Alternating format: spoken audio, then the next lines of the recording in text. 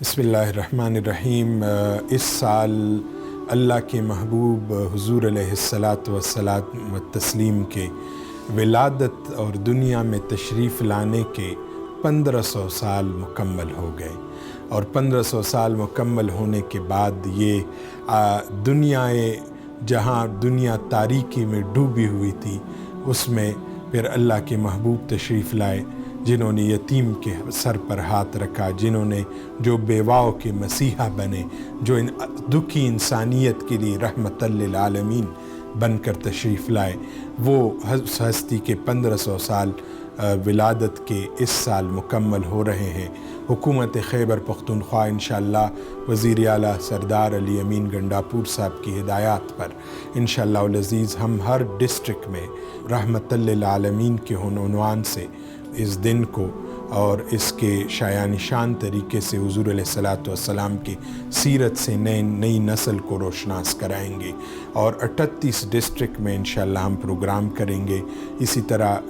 قرات اور نعت کے مقابلہ جات ہوں گے، جو ڈسٹرکٹ سطح پر بھی ہوں گے اور ڈویژن سطح پر بھی ہوں گے۔ ایک بات کی میں وضاحت کرتا چلوں کہ جن اضلاع میں آفت زدہ ہے اور سیلاب آیا ہوا ہے، اس جگہ پر پروگرام کے بجائے ہم وہ پیسے مذہبی سیکٹر میں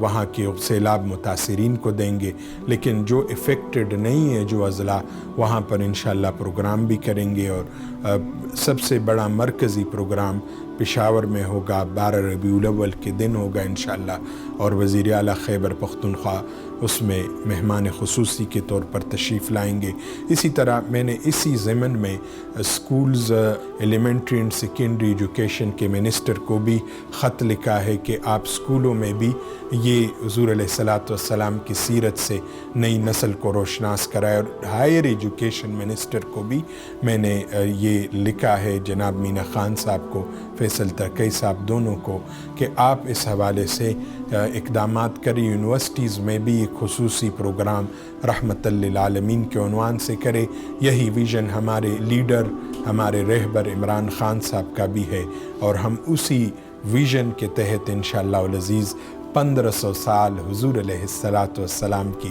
ولادت کا اور ان کی آمد کا تذکرہ کریں گے، اور اس حوالے سے خوبصورت طریقے سے، شایان شان طریقے سے حضور علیہ الصلاۃ والسلام کی سیرت بیان کریں گے، قرات اور نعت پڑھیں گے۔ اور اس موقع پر یہ کوئی انہونی بات نہیں ہے، بلکہ یہ اللہ رب العالمین کی سنت ہے، حضور کا ذکر کرنا یہ صحابہ کا طریقہ ہے، عبادت کا سلیقہ ہے، اور ملائکہ کا وظیفہ ہے۔ انشاءاللہ العزیز ہم اسی سے نئی نسل کو روشناس کرائیں گے۔